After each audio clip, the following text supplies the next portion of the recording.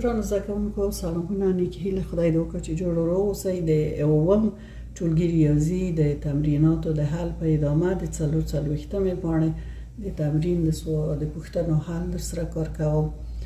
لومړی پوښتنه ده: آیا د 5 عدد د 15 عدد یو قاسم دی او که نه دی؟ ولې؟ دواړه تاسو ان شاء الله چې ټول پوهیږئ. عاجل تاسو ځواب ورکړی چې 15 د 15 قاسم دی او په ځواب یې پیې د دې لپاره چې 15 پوره په 15 قابل د څه شي دی؟ قابل د تقسیم یا قابل د ویش دی. نو دا به امتحان کړو. تاسو زده دی ان شاء الله، خو زه به خیر درته حل کړم. 15 په تقسیم په څو کړو؟ تقسیم په 15 کړو. او وځلې 15 کې 15 نه 15 چې منفي کړی هیڅ، یعنی مو 15 په 15 پوره تقسیم کړ او واره 15 د مو څو کې 15 کې هیڅ کوم باقی مانده عدد پاتې نشه. نو د دو په خاطر د دغه په دلیل ویلی شو چې 15 په 15 پوره قابل تقسیم دی، ځکه 15 د 15 قاسم ویل کېږي. نو ولې دلیل دا دی چې موږ پوره 15 په 15 وکړای شوی چې وویشو یا یې تقسیم کړو. اوس به راشو دوامې پوښتنې ته. دوام: آیا 4 د 18 عدد یو قاسم دی که نه دی؟ دلیل یې ووایه. اوس به مو وګورو چې 18 په 4 پوره قابل د ویش یا تقسیم دی که کوم عدد ته باقی پاتې کېږي. واضح خبر ده چې تاسو پوهیږئ چې نه دی، خو بیا به هم زه تاسو ته حل کړم. 18 تقسیم په 4 کړو. د 4 ضرب زباني چې تاسو ولوانئ، نه په 4 کې 18 دلته څو باقی پاتې کېږي؟ 2 باقی ده. 8 نه 6 لاړ شي 2. کله چې دلته باقی مانده پاتې شو، دا په 2 معنا چې موږ ونه شوی کړی چې 18 په 4 پوره تقسیم کړو، ځکه 4 د 18 قاسم نه دی. په دې خاطر چې کله چې موږ تقسیمیو دلته یو باقی مانده پاتې کېږي، یو عدد پاتې کېږي، یعنی پوره نه ویشل کېږي. ښه، اوس به راشو درېیمې پوښتنې ته. د لاندې عددونو مشترک قاسم او تر ټولو لوی مشترک قاسم پیدا کړئ. دلته 4 جزء سوالونه یې تاسو ته درکړي. زه به د نمونې په توګه تاسو ته د بي جزء به درته حل کړم او د سی جزء به درته حل کړم. ای جزء او ډي جزء تاسو په خپل حل کړئ، په څه چې تاسو هم تمرین هم پوښ شي، هم وکړای شوی چې هغه څه چې زده کړي دي په خپل یې تطبیق کړئ. 25 او 40 به اول به قاسمونه پیدا کړو. د 25 قاسمونه به پیدا کړو. دوی ته به د ای نوم ورکړو، د ای سیټ نوم به ورکړو. اول قاسمونه یو او څو دی؟ یو خپل عدد دی. ما تاسو ته مخکې درسونو کې ویلی وو. په دوامه درجه قاسم یې موږ اوس ګورو چې 2 25 پوره تقسیمي وي او داسې یو عدد شته چې 2 ضرب شي 25 ورکانه 2 نه نیسو، 3 به ونیسو. آیا په 3 25 پوره قابل د تقسیم دی؟ نه دی. موږ تاسو ضرب زباني زده ده. 4 به ونیسو. 4 هم په 25 څه دی؟ پوره قابل د تقسیم نه دی. 25 یو طاقه ده، 4 جفت دی.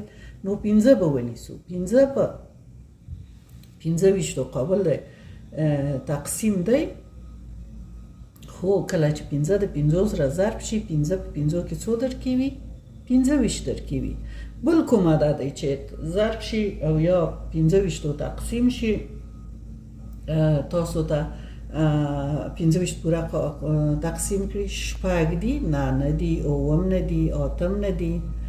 نه هم نه دی. ته نو پورې موږ اجازه لرو چې عدد پیدا کړو چې د عدد وویشي. نو د دغه عدد د 25 قاسمونه شول 1 5 25 درې عدد شول. اوس به راشو 40 ته. د 40 قاسمونه پیدا کړو. دې ته به څه ووایو؟ د بي سیټ. د بي سیټ یو خو به ونیسو، یو او خپله 40. د څلوېښتو د سیټ قاسمونه به اوس موږ تاسو پیدا کړو. دوه قابل د تقسیم په څلوېښتو دی، قابل د ویش دی. شل ضرب په دوو څو کیږي؟ څلوېښت په دوو برخو چې وویشو شل کیږي. درې یو طاقه ده دی، څلوېښت قابل د تقسیم نه دی. څلور به ونیسو، څلور په لسو چې ضرب شي څو ورکوي موږ تاسو ته؟ څلوېښت درکوي. یعنې موږ څلوېښت په لسو پوره ویشلی شو او په څلورو یې پوره ویشلی شو. پس د هغې به پنځه ونیسو. پنځه که تقسیم په څلوېښتو کړو، څلوېښت که په پنځو تقسیم کړو اته ځلې کیږي. دا ځای م لږ تنګ شو، دلته به ونیسو. اته هم د دې قابل د ویش عدد دی یا قاسم یې دی د څلوېښتو.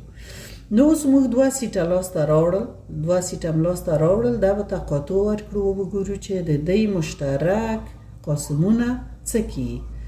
A تقاطع B مساوي کیږي. راسن به د دې ځای واخلو په څه چې اوس د تاسو خو درسونه هم ډېر درته تکرار شول، زده شوي هم دي. دلته کله چې A تقاطع B کیږي د دواړو سیټو مشترک عناصر نیول کیږي. یو مشترک عناصر یې د یو عدد دی، بل مشترک عنصر یې دوه دلته شته دلته نشته، څلور دلته شته دلته نشته، پنځه دلته شته دلته هم شته، پنځه د پنځو عدد دی. بل لس دلته لس شته دلته اته شته، شل شته، څلوېښت شته چې دلته د A په سیټ کې نشته. نو د دوی دواړو مشترک قاسمونه څو شول؟ دا یې مشترک قاسمونه د کوم عدد؟ د پنځه ویشتو دی، پنځه ویشتو او څلوېښتو د عدد. ښه، اوس د مشترکو قاسمو په منځ کې کوم یو غټ دی چې د تر ټولو لوی قاسم شي؟ پنځه. پنځه د یوه نه غټ دی، نو پنځه د پنځو عدد تر ټولو لوی قاسم دی پنځه ویشتو او څلوېښتو عددونو دی.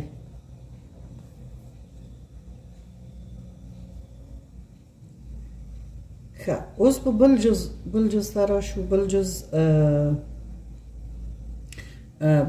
مې درته وی چې 552 د 552 قاسمونه به پیدا کړو. اول قاسمونه به پیدا کړو او بیا به تر ټولو لوی قاسم به پیدا کړو. اول به قاسمونه پیدا کړو چې د 552 قاسمونه کوم اعداد دي.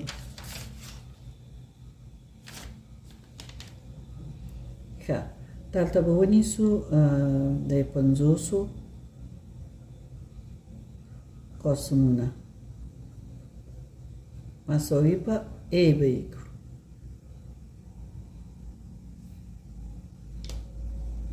یا راشئ چې دې ته بل نوم ورکړو چې د بل سوال سره لږ متفاوت شي. دې ته به نوم ورکړو کیو.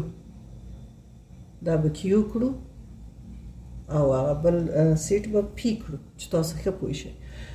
ښه، د 500 د اعدادو قاسمونه چې کله پیدا کوي یو خو یو او څو کیږي؟ یو 50 کیږي.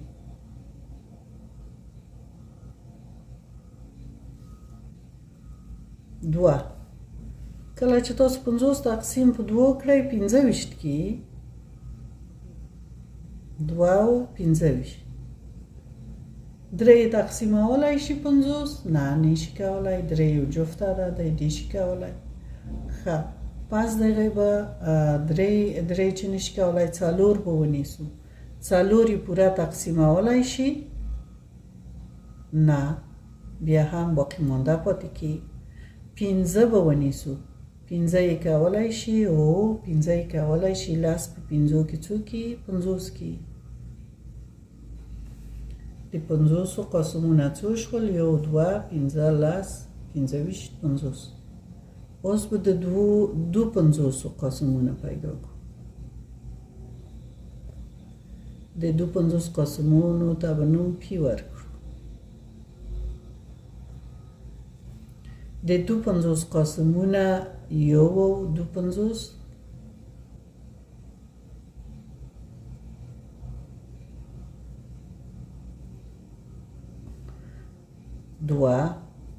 دوه تقسیم کړئ 52 په 2 چې تقسیم کړئ 26 کې او بیا به ونیسو درې چې تقسیم کړو باقی مانده پاتې کې نکی څلور چې ونیسو هم چې تقسیم کړو په 50 باقی مانده پاتې کې نو بیا به څلور ونیسو څلور چې تقسیم کړئ په 52 څلور یو څلور 12 پاتې کې درې څلورو کې څلور او 14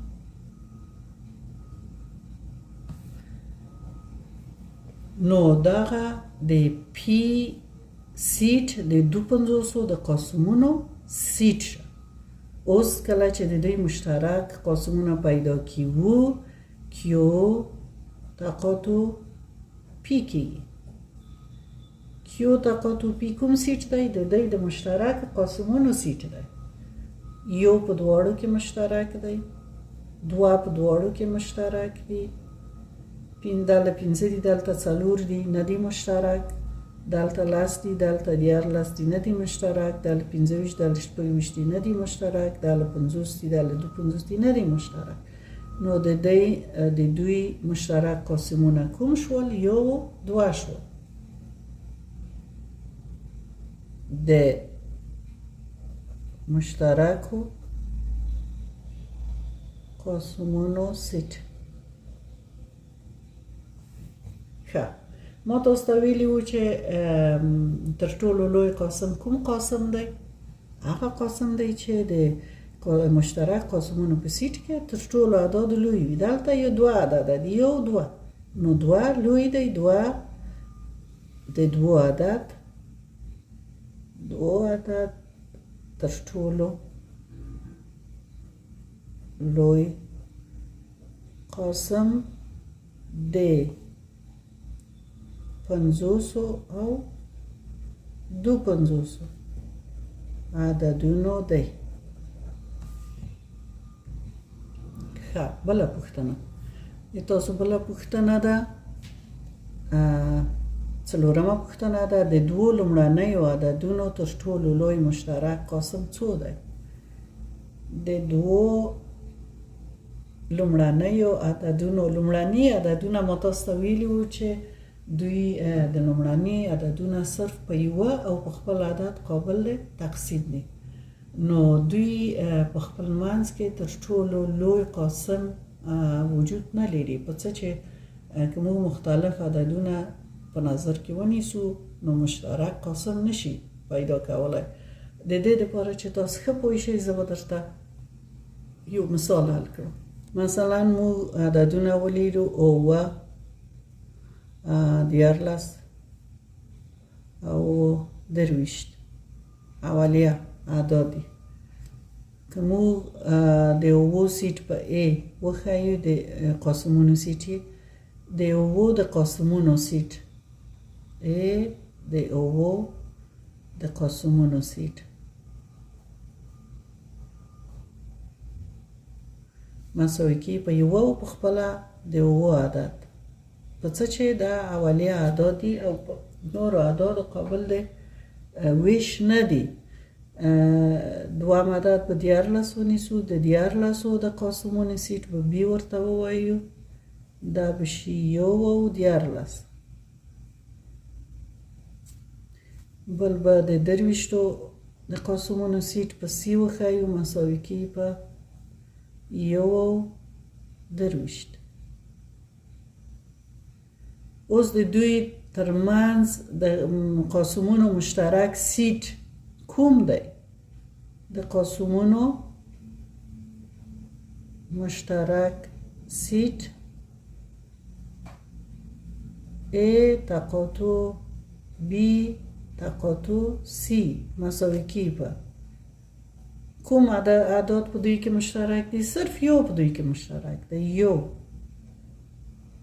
او د یو د عدد سیټ دلته کوم عدد د دوی سره نشته چې زه مقایسه کړم زه ووایم چې دا غټترین مشترک قاسم دی.